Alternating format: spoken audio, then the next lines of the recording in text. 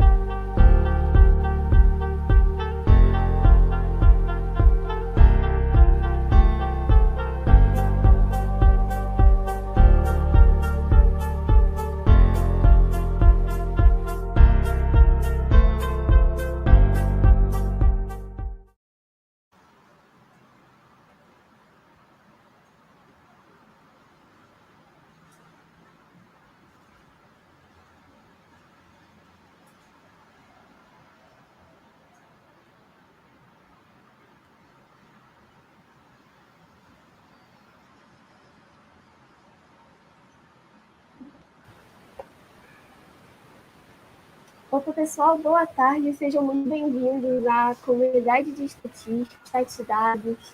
Estamos aqui hoje para mais uma live. Desculpa aí a demora, mas estamos por aqui já. E é isso aí, vamos hoje para mais uma live. Me chamo Samara, muito prazer, para quem ainda não me conhece. Temos aí a disponibilidade do chat para vocês mandarem as dúvidas, as questões que vocês tiverem. E nós também ficaremos mandando nossos avisos aqui embaixo. Então fiquem atentos. Hoje nós estamos aqui com uma situação um tanto incomum. Nós temos 3 palestrantes hoje. Nós temos o mestre José Eduardo Colli, licenciado em matemática no IME-USP e mestre na UFABC, graduando em ciência de dados na Univesp, professor de cálculo e estatística nos cursos de engenharia e ciência da computação e atualmente professor de matemática no Colégio Pentágono em São Paulo. Walter Martins Rodrigues, licenciado, mestre, doutor e pós-doutor em matemática no IME-USP, docente na Unifersa, e nós temos o mestre William Rodrigues da Silva, licenciado em matemática, graduando em ciência de dados na Univesp, professor de matemática da Rede Estadual do Ensino do Estado de São Paulo e cientista de dados da Sabesp. Todas as redes sociais deles estão aqui embaixo, podem dar uma olhada. E é isso aí. Por favor, a palavra é toda dos senhores.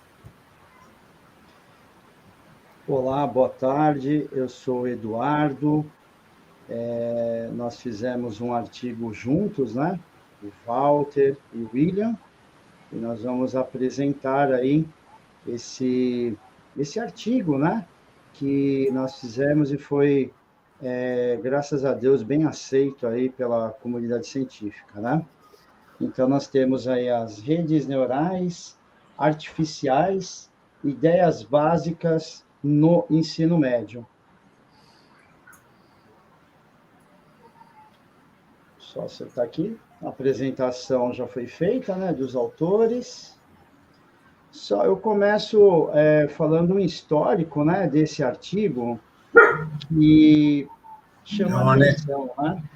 Em 2021, a gente publicou artigo, né, no livro Ensino, Pesquisa e Extensão, Contribuições, Reflexões e Perspectivas, foi publicado pelo Instituto Federal em Bragança Paulista. Em março de 2022, a revista Brazilian Journal of Development publicou o capítulo como artigo no volume 8, número 3 páginas, né? O artigo foi avaliado pela CAPES como Qualis CAPES 2019 B2. E em 27 de abril deste ano ainda, eu apresentei o artigo feito por nós no segundo congresso no sul da Flórida, em Miami, nos Estados Unidos. E agora, né, a gente recebeu o convite do Tiago Marques, né? Então, 5 de julho, vamos apresentar, temos a oportunidade aqui de apresentar na comunidade mais famosa do Brasil, aí de estatística, né? estou assim super contente, né? O grupo também, o meu amigo Walter e o meu amigo William, de estar apresentando aí para essa comunidade que só cresce, né? E tem um trabalho muito bacana da estatística desenvolvida, né? Pelo Tiago Marques e seus colaboradores, né? Que é a gente brinca aí, é o pregador de Gauss, Fischer, Bernoulli e Markov. Grande Tiago, obrigado pelo convite, estamos felizes aí por participar da sua comunidade. A comunidade dele, né? Esse prazer é todo nosso de ter Estatidados. vocês presentes. Obrigado, né? Para mim foi uma alegria grande estar aqui. Eu acompanho o Tiago há muito tempo, né? E hoje estou assim realizado de estar aqui com meus amigos apresentando com vocês. Obrigado, Samara. Que maravilha! É uma honra ter todos vocês aqui, grandes nomes e amigos, né? Grandes amigos Somos também. amigos aí. Temos uma história aí longa, né? Eu e o Walter, o William, estamos na batalha já faz anos. Bom, assim que é bom. Legal. Então, nesta apresentação, a gente vai descrever um princípio, né, para aplicar redes neurais Perceptron de forma acessível ao estudante de ensino médio. A gente sabe muito bem, né, que hoje essas redes passaram a ser mais estudadas, tudo, e aí tivemos essa ideia de fazer uma aplicação para o ensino médio. Utilizaremos os conceitos de funções, lógica, aristotélica e matrizes. Mostraremos uma aplicação da rede neural Perceptron em problemas analíticos sobre uma tabela do Campeonato Brasileiro de Futebol, né? O brasileiro nem gosta de futebol, né, Samara? Então, nada melhor do que a gente, né, mostrar aí uma aplicabilidade. Também vou falar aos meus colegas aí, o Walter e o William, quando eles quiserem participar aí, né, na evolução dos slides, fiquem à vontade, estamos junto aqui. Então, esse é o resumo. Então, temos aqui uma ideia, né, do conceito de redes neurais, que são simulações matemáticas que se assemelham, né, à lógica do raciocínio humano. Então, você tem ali os constituintes da célula, né? E aqui, vamos dizer assim, ela é transformada, né, nessa parte matemática, né? Então, quem imaginar, né, anos atrás, todo um processo, né, biológico, na verdade, aqui, certo? Né? Tivemos aí uma modelagem matemática, né, que se assemelha, né, ao funcionamento do nosso neurônio, né? Maravilhoso isso, né? Se a gente for pensar em termos de evolução da matemática, evolução da ciência, né? Bom, então a gente tem a operação matemática, né? Dada aí num neurônio artificial. Então você tem os sinais de entrada, os passos e conexões, né? A representação toda matemática, né? Um x1 que implica aí num W1, né? x2 num W2 depois sucessivamente. E aí você tem aqui, né, uma função soma, né? A soma desses sinais de entrada. E aí você tem uma função, né, transferência, que vai dar a saída. Então, essa seria a parte matemática. Essas redes neurais funcionam com o princípio de treinamento e aprendizagem, tá? Ainda na introdução, é importante saber aí, né, um pouco da história. No final da década de 1950, né, Rosenblatt, na Universidade de Cornell, criou uma genuína rede de múltiplos neurônios do tipo discriminadores lineares e chamou esta rede de perceptron. Um perceptron é uma rede com neurônios dispostos em camadas. Estes podem ser considerados o primeiro modelo de redes neurais. Bom, aí está o perceptron, né, um esquema aí do Frank Rosenblatt, em 1958. Eu me lembro quando eu entrei no IME-USP lá, o Walter também, meu conterrâneo, 1990, estava ali entrando na universidade, os primeiros passos com matemática, e eu ouvia falar das redes neurais, né? Eu, em particular, gostava muito de estudar o cérebro humano, tive até uma ideia de fazer medicina uma época, gostava muito, comprei uma coleção de medicina, e aí eu ficava estudando lá, e o que me chamou muita atenção foi o cérebro, né? Eu estudei bastante isso. E quem diria, já naqueles primeiros anos de faculdade, né, ouvir falar ali nos corredores das redes neurais, né? Então tá aí, já é bem ali daquela década, né? No caso aí 1960, 1958, e depois, em 1990, quando na entrada na universidade, eu já ouvia falar muito disso.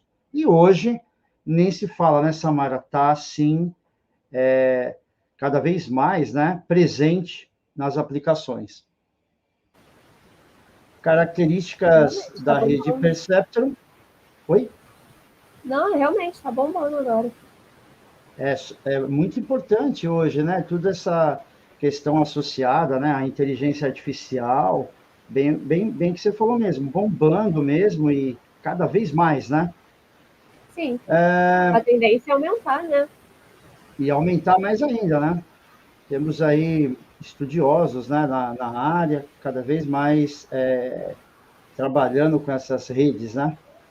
Sim. Então, características de uma rede Perceptron, né? Ela aprende os conceitos, ela pode aprender a responder como verdadeiro, representado por um ou falso, pelas entradas que nós apresentamos a ele, estudando, né, repetidamente os exemplos que são apresentados. Então, a gente vai treinar essa rede, né? Então, ela é uma rede neural onde os pesos e inclinações, lá no início daquela figura, podem ser treinados para a produção de um vetor-alvo que, quando apresentamos, tem que corresponder a um vetor de entrada. É bem aquele desenho lá no início dos slides, né? Bom, finalizando já logo aqui a introdução, depois os colegas podem participar também, né? Treinamento da rede, né? Então, os vetores de um grupo de treinamento são apresentados para a rede um após o outro. Se a saída está correta, nenhuma mudança é feita. Por outro lado, os pesos e as inclinações são atualizadas usando regras de aprendizado do Perceptron. Podemos usar 0 e 1, menos 1 e 1 para operabilidade da rede. Então, resumindo, é isso, né, a introdução, né, a esse estudo das redes neurais. O Walter quer falar alguma coisa, o William, nessa introdução. Vocês gostariam Deixa eu de só destacar uma acrescentar? coisa. Pois não, Walter. Então, inicialmente, boa tarde a todos que estão nos acompanhando, né? Sou o professor Walter Martins, trabalho aqui com o Eduardo há um bom tempo já, e é uma satisfação estar aqui com vocês. Bom, inicialmente, né, como o Eduardo falou, a rede Perceptron é uma rede ainda muito útil, muito utilizada em problemas complexos, né? Mas o curioso, né, é que a simulação que a rede pode fazer, né, é toda baseada nos operadores matriciais, né? Por isso, a gente pode correlacionar esse assunto através de uma sequência didática com a aprendizagem de matrizes. Ou seja, a gente pode reescrever a aprendizagem de matrizes associando a essa estrutura de compreensão das redes neurais, né? Então, o objetivo nós, quando fizemos esse trabalho, era justamente ir trazendo esse elemento para a discussão com os professores. Só isso que eu queria destacar. Obrigado. Não, tá ótimo, exatamente. E também, né, pegando uma linha aí no que o professor Walter falou, né? Hoje, com essa abertura do MEC nos itinerários formativos, daria para você tranquilamente trabalhar com os alunos essa introdução, né, às redes neurais que como a Samara falou, está bombando, né? A gente está percebendo tudo isso. Os alunos já saíram do ensino médio tendo pelo menos uma noção como é feito, né? Essa ideia, né? Nos itinerários formativos, que hoje é considerada uma evolução no ensino médio, onde antes a gente não seria mais difícil trabalhar com conteúdos mais avançados ou técnicos, né, da matemática. Hoje a gente consegue isso. Eu já faço lá no colégio onde eu trabalho com outras áreas, né? William, professor William aí, o nosso sim, cientista de dados aí. eu só queria destacar, boa tarde a todos aí que nos acompanham, prazer imenso estar aqui. Eu queria destacar também que esse trabalho nosso é uma coisa que dá para você fazer tanto um software bastante simples quanto o Excel, embora você tenha o trabalho ali de treinamento, que você vai ter que rodar várias vezes, fazer vários treinamentos, quanto é possível você também fazer utilizando alguma biblioteca em Python, alguma coisa mais complexa. Então, por isso que facilita a aprendizagem, você utilizar um software bastante simples que tem a ver com o cotidiano do aluno, quanto alguma coisa mais sofisticada. Ótimo. Vamos agora, beleza. Rapidinho, Exatamente mestre. isso. Aproveitando que a deixa. Pois não. O mestre Guilherme botou aqui no chat do YouTube. Sensacional concretizar o ensino das matrizes, pois é um pouco complicado para os alunos entenderem a aplicabilidade das matrizes. Professor Guilherme, é exatamente isso. Eu já estou aí no ensino médio há muitos anos, né? E uma das perguntas mais clássicas, né? Onde usa matrizes, onde aplica matrizes, né? E aí, até um certo tempo atrás, né? Que os livros, né, tratavam de uma outra maneira, a gente ia buscar alguma aplicabilidade. Hoje, né? Dá para associar aí com as redes Perceptron, né? O que vocês vão ver, né? A gente só fez uma apresentação inicial, né? Agora eles vão mostrar, né, a tabela, mas é exatamente isso, Guilherme. Importante observação, muito importante. Bom, então agora, deixar mais à vontade os colegas aí, né? Então, aplicação no ensino médio, nós temos aí uma tabela, né? A classificação do Campeonato Brasileiro de 2019, e aí tem aí essa tabela onde a gente se baseou para fazer o trabalho, tá bom? Agora, se vocês quiserem comentar, o Walter e o William, fiquem à vontade, tá bom? Eu vou passando o slide, fazer uma coisa bem bacana aí para o pessoal que está assistindo.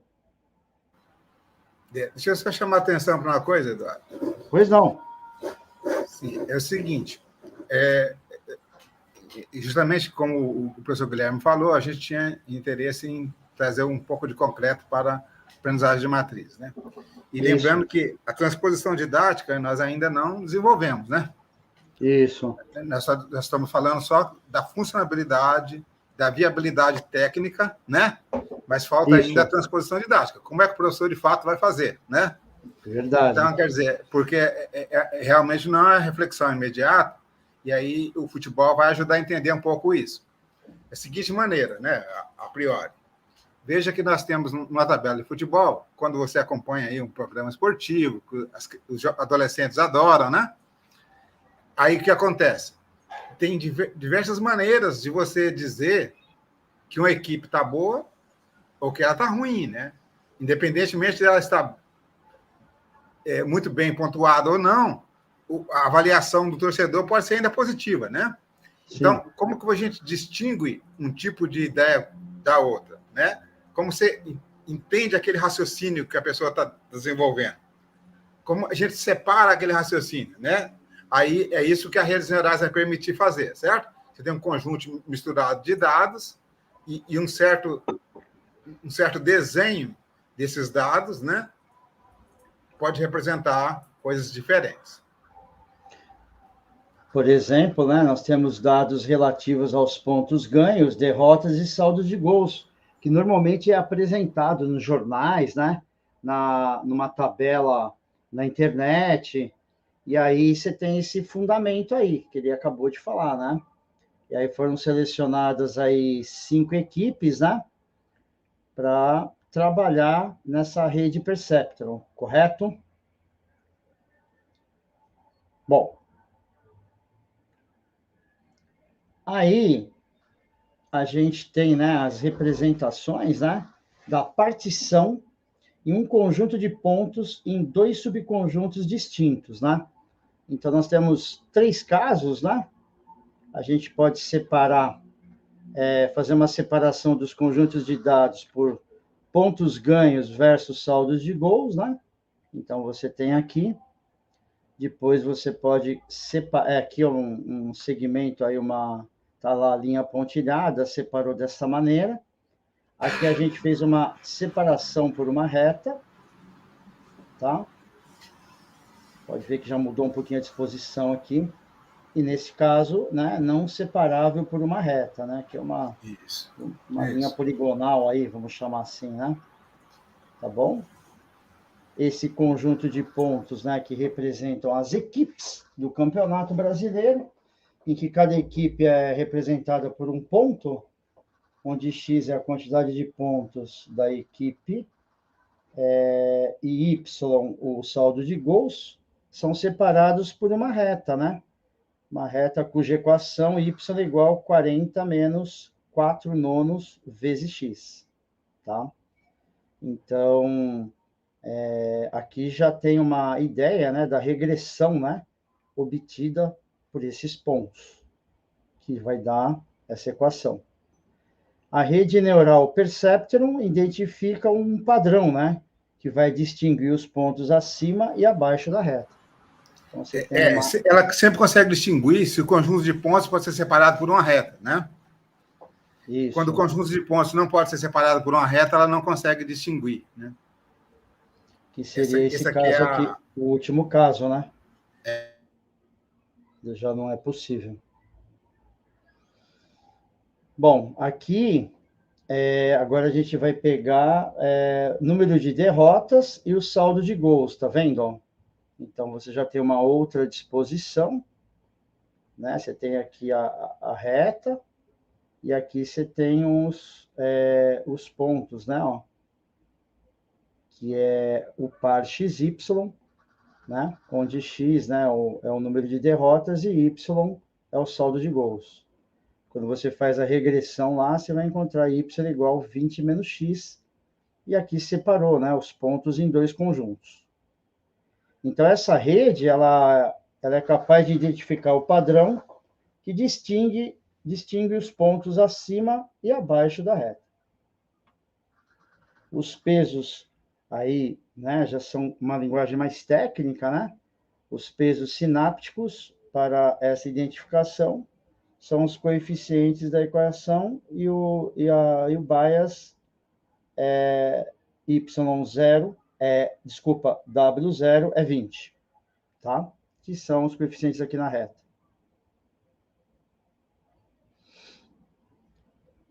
Quer falar, Walter, um pouquinho? Sim. Comentar do slide, William. Esse próximo aí. É da análise assim, binária, né? Quando você tem, né? A gente fala separar os pontos em dois grupos ali, tá, né? A gente está querendo dizer o quê? Separar é atribuir um valor linguístico, né? Quer dizer, uns você acha bons e outros você acha ruins. Está feito aqui agora. Ó. Você pegou Flamengo, Goiás, né? Pegou as equipes aqui e tá analisando. Quando você analisa o resultado, você pode atribuir, né? Atribuir pela sua convicção, né? A partir dos dados e dizer o desempenho de tal equipe com referência a tal variável foi boa ou foi ruim.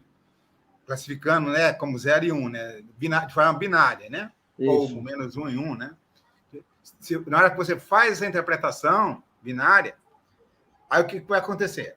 Você dando esses valores, né, linguísticos, a rede neural vai entender esse método que você está usando. Então, ela vai ser capaz de reproduzir essa classificação sua. Isso aqui é o objetivo. Certo. Depois a gente define, né, tipos de avaliações, né? Você tem por exemplo, uma avaliação mais amena, né? Quando você tem lá os pontos x1 igual a x1, x2, né? Aí você tem o par 1, 1, você tem como resultado 1, né? 1, 0 vai definir como 1, 0, 1, 1 e 0, 0, 0. Então, você percebe que aqui, né, esse resultado, ele é uma avaliação que a gente chama de uma avaliação mais amena, né, que você vai ter a definição aqui de 1, que é um bom rendimento, e 0 é um não bom rendimento, ou ruim, né?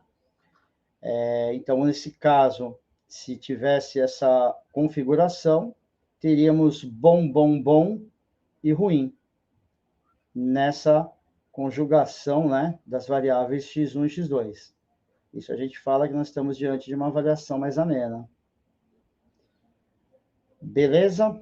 Depois, a gente pode ter uma avaliação mais crítica, né? A gente pode colocar agora o 1, 1, né?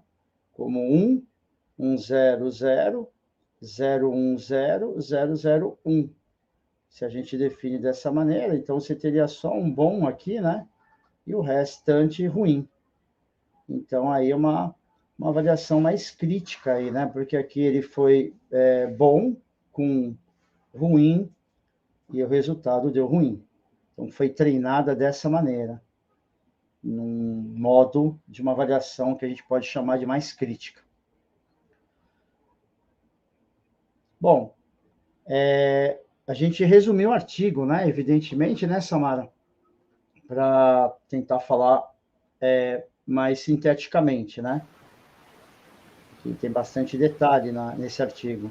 O algoritmo Perceptron que foi utilizado, né? Foi esse aqui, né? Esse é uma equação aí, onde você tem aqui os elementos. Acho que aqui já é um detalhe mais técnico e aprofundado, né? Matematicamente. Aí põe para rodar, né? E a gente vai chegar naqueles valores que nós vimos anteriormente nas tabelas. Aqui nós consideramos, né, uma rede explicando, né, a representação da arquitetura da rede neural para 4 variáveis. Tá? Então, você tem aí as variáveis de x1 a x4 e aplicado, né, pelo W1, 2, 3 e 4, e tendo a resposta y. E aí uma função, né, tá? Uma função de ativação real, que a gente chama, uma função usual,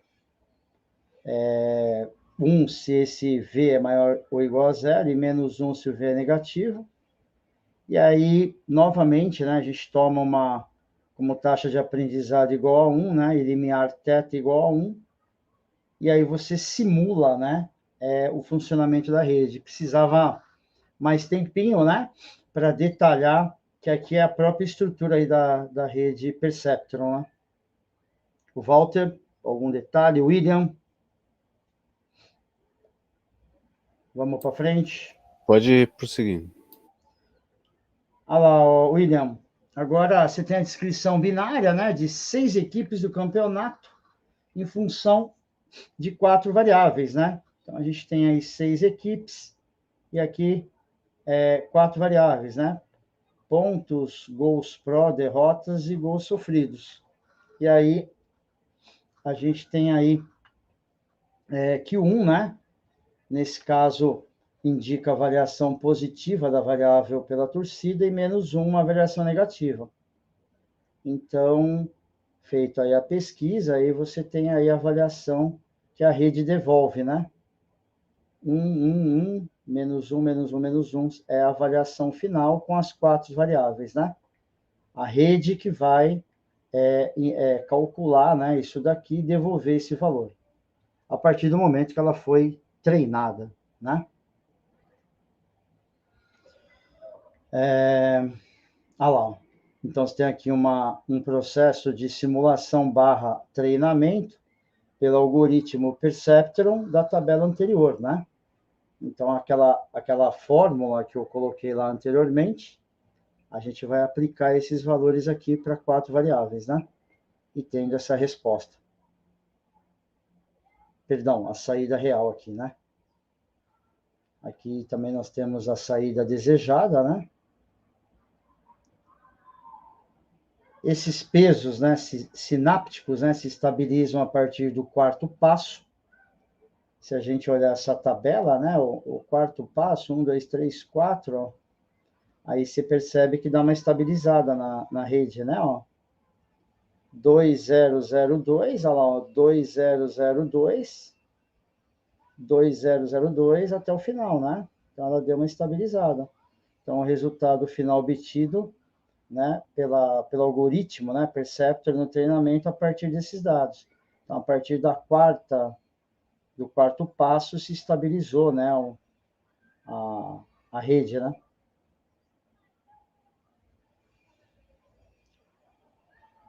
William, quer falar aí das finais?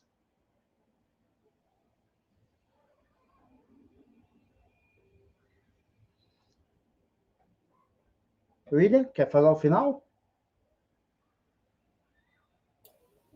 Sim, nós temos que atualmente os modelos têm atraído a atenção da comunidade científica, baseado nas redes neurais, que é um dos pilares aí da inteligência artificial que vem estudando na academia atualmente, né? E nós temos aí as principais propriedades das redes neurais, que são bastante simples para manejo, como eu falei, do software, que você pode fazer um software mais simples, dependendo da quantidade de neurônio que você for trabalhar também. Você pode trabalhar tanto num software mais simples, como o Excel, ou se você tiver alguma coisa com uma complexidade maior, você pode recorrer a um Python, por exemplo, e trabalhar com as bibliotecas que trazem isso. E atende aí aos modelos lineares, como nós falamos, das matrizes, né, que nós aplicamos aí voltada para o ensino, que nós gostaríamos de mostrar aos alunos mais concretamente o uso das matrizes, né? E também nós queríamos deixar de uma maneira mais intuitiva para o aprendizado do aluno. Sim. E para proporcionar a interpretação do aprendizado e desse nível hierárquico da abstração das matrizes, e como mostrar a flexibilidade, como você pode trabalhar com esses algoritmos. E também aí nós temos mostrar também as limitações, né? Com os resultados que foram produzidos e aonde nós chegamos. Certo. Tem umas desvantagens, né, gente? Aí, os modelos baseados em RNA são normalmente muito grandes, exigem um alto poder computacional, né? Como eu falei do treinamento, por exemplo, se você faz um software mais simples como o Excel, você tem que ficar treinando ali o neurônio, e isso exige bastante de você manipulação até estabilizar. Então, é por isso que a gente recorre, esse tipo de cálculo, a gente recorre mais ao Python, por exemplo. Sim. Pode ser bem difícil, né, treinar essa rede aí, né? Mas vale destacar, né, gente, o seguinte, que o que está faltando para ficar mais simples o uso é a gente desenvolver as sequências didáticas, né, as transposições didáticas para o professor poder usar. Porque nós fizemos os cálculos todos, aí nós vimos, por exemplo, que a partir de 6 linhas de treinamento só, no Campeonato Brasileiro, você pode ter a rede treinada para as 20 equipes, né? Então, quer dizer, isso sim dá para fazer na sala de aula, porque você está falando de 6 linhas e 20 clubes, né? Então, quer dizer, a gente consegue transformar isso em elementos concretos, operacionais, com as matrizes vivas, né? Com as matrizes na frente do aluno. Não assim, aqui numa live e tal, né? Mas, assim, a gente consegue desenvolver esse material, né? De criar o material para o professor, né? O material que o professor relaciona os operadores, o treinamento, todas as etapas da rede, né? Com as passagens matriciais, certo? Então, porque a pessoa não achar que estamos em outro mundo, tá certo? Mas realmente a gente está tratando também de uma rede neural da mais simples que tem, né? Percebe? Certo. Aqui a gente tem, né, as referências utilizadas, né, Samara, no artigo. Tá? Tem bastante referência. Aí a gente agradece, né, a atenção aí de todos. Tá o nosso contato aí para qualquer dúvida, esclarecimento, né? Nosso e-mail pessoal aí. E aí, se alguém tiver alguma pergunta aí ao vivo, Samara quiser perguntar também, não sei se ela é da área aí. Mais ou menos, mais ou menos. Aqui no chat não teve mais nenhuma pergunta. Esse é o momento, pessoal. Se vocês quiserem mandar pergunta, vamos lá, pode mandar. Eu só achei uma forma bem simples, né? Não simples, mas fácil de trazer essa informação para o aluno, né? De certa forma, de uma maneira mais intrigante, que é um assunto atual. E, assim, pessoalmente, eu, quando estava no ensino médio, eu tive muita dificuldade nessa área de matriz e tudo mais. Então, isso daí é uma forma muito, muito interessante. Vocês estão, assim, muitos parabéns. E com certeza está fazendo sucesso. E se ainda não está na ativa, irá fazer muito sucesso. Obrigado. A ideia foi justamente essa, né? Que nem o Walter já explicou, né? De trazer um assunto, né? No ensino médio, né? Relacionado com uma matemática mais técnica, né? Que pudesse dar um significado, né? Que eu acho que a grande palavra na educação, muitas vezes, é essa daí, que é dar um significado, né? Daquilo que o aluno está aprendendo, né? Então, eu me lembro também, quando eu estudei matrizes, também foi complicado, né? Porque fica aquela coisa de operacionalidade, né?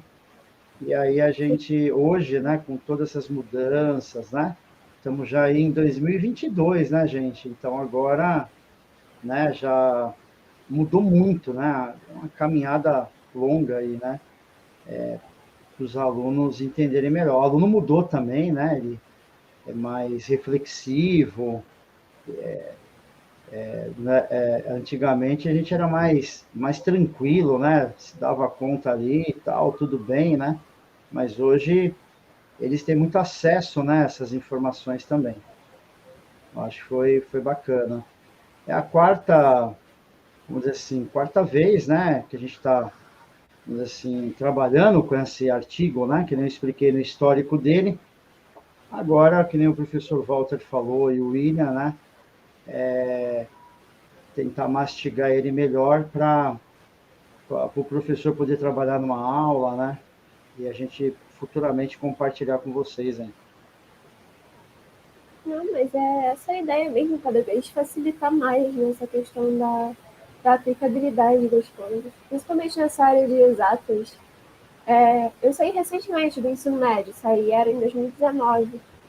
Então, sempre tinha muito isso de, para que eu vou usar isso? Então, trazer essa forma de explicar realmente, assim, de uma forma concreta, do para que vai se usar, é até mais um atrativo, né? uma ótima ferramenta. Foi uma ideia genial de vocês. Inovadora, sem dúvida. Obrigado aí. Professor Walter, algum comentário aí? William? Eu creio assim, que a questão é que a gente tem um desafio muito difícil, né, de ensinar matemática no Brasil, né? Porque nós temos o estudante, ao mesmo tempo que ele tem acesso a muita informação, ele tem uma capacidade pequena de avaliar a informação, né? Se a informação é adequada, se não é, né? Porque tem informação demais e é difícil selecionar, né? Por outro lado, como o estudante, se ele souber que a pergunta dele de para que isso serve tem a resposta de alto nível, digamos assim, né, assim, da compreensão dele, alguma coisa que ele acha interessante, né, ele muda a postura, né, e nessa mudança de postura dele, ele vai ter maior facilidade em aprender, né? Verdade. Sim, é exatamente isso que eu penso. Eu, assim, concordo, é isso mesmo. Os alunos, eles têm muita informação mesmo e é difícil mesmo, muitas vezes, ele decidir, né, qual informação usar, né, e assim por diante. Mas ainda vai mudar muita coisa, né? Eu acho que aí, levando para o lado aí da ciência de dados, né, minerar esses dados, né, a mineração desses dados, cada vez mais crescendo do ponto de vista também matemático aí, né? Como que você seleciona bem os dados, tira os dados que não interessam e assim vai, né? Vejo um futuro bem deslumbrante, né? Para quem vem aí. Cada vez mais tecnologias bem técnicas e avançadas, né? Vai ser de muita valia aí, né? Os alunos vão chegar na faculdade com uma base muito boa, né? E também a faculdade está mudando, né? As universidades, faculdades tem que mudar um pouco isso aí. A gente está percebendo algumas mudanças já, né? Com o próprio ensino de matemática, computação, né? A ciência de dados cada vez mais invadindo, né? Todos os territórios aí que possa, né? Entre aspas, né? Invadir, né? É isso, né? Eu me lembro que uns 6 anos atrás, né? Ainda estava aí 6 a 8 anos, o pessoal ainda falando, já começando a falar, né? Mas bem pouquinho ainda da ciência de dados, e aí ela totalmente forte hoje, né? O William pode também falar um pouquinho para a gente aí, é o nosso cientista de dados aí da Sabesp, já está trabalhando com isso também, né?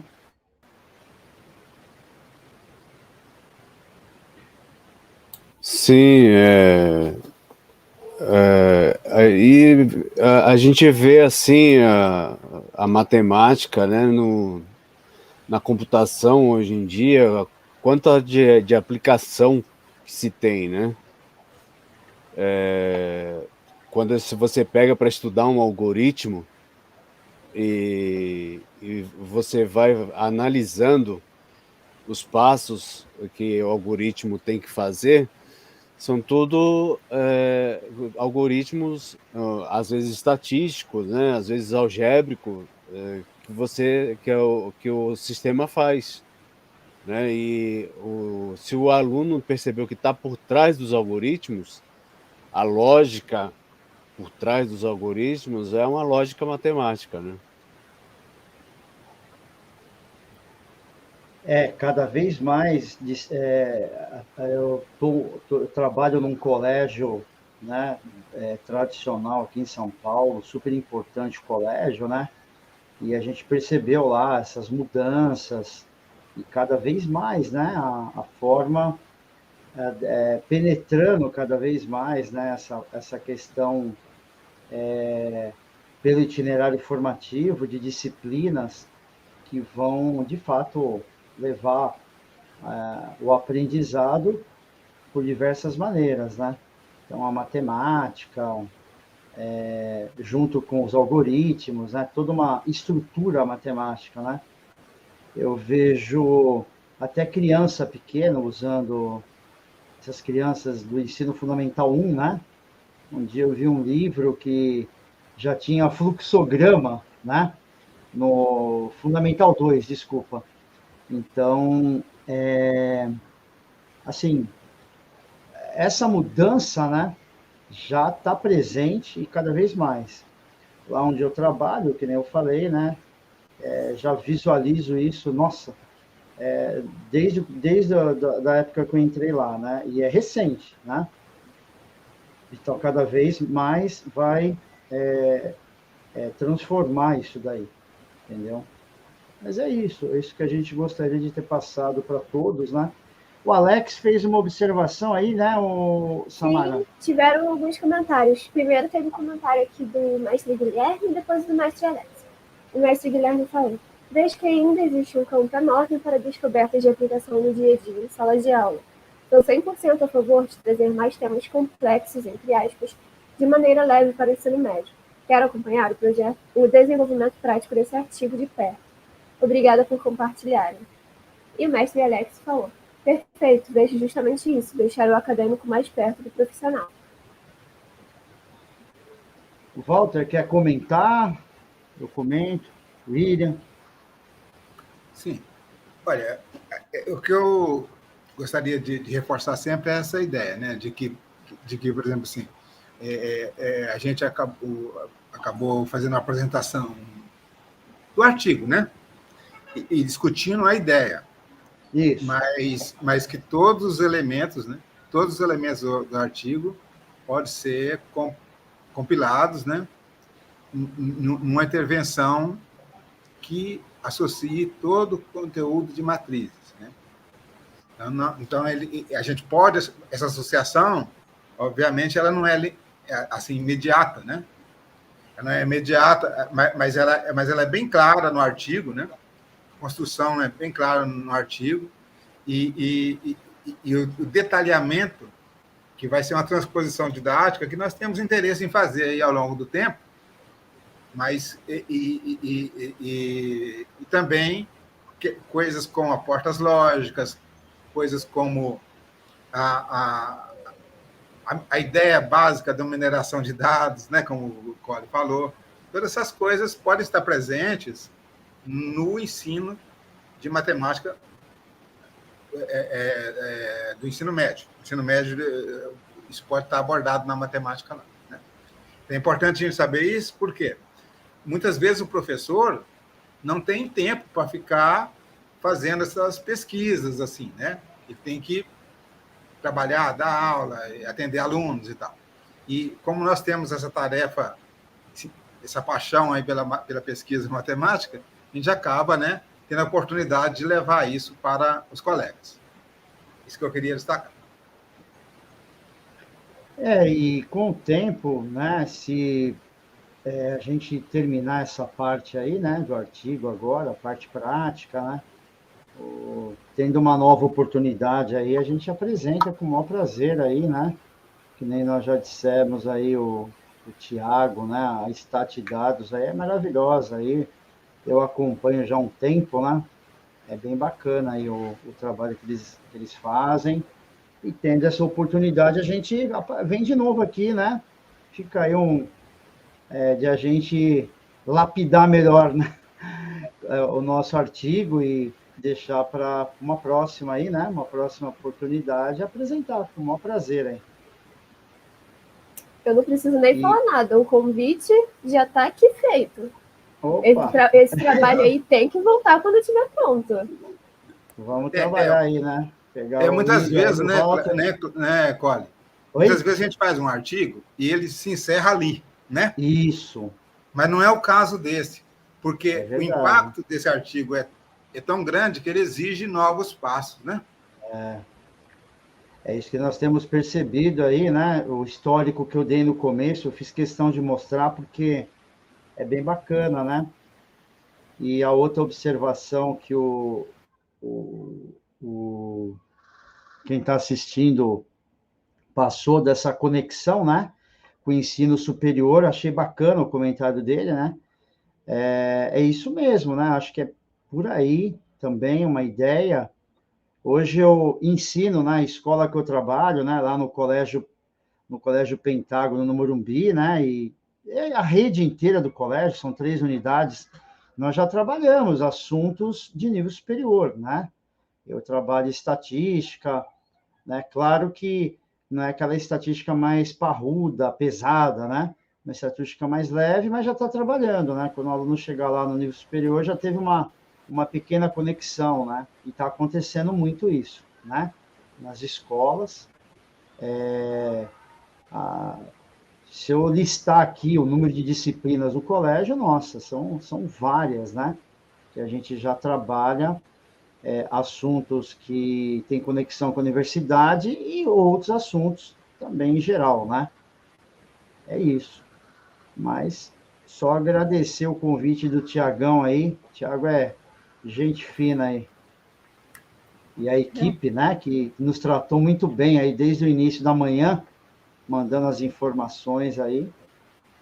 Agora vamos ver aí, né? O William e o Walter aí, a gente pega firme aí, a gente atende aí para fazer uma extensão do artigo, né?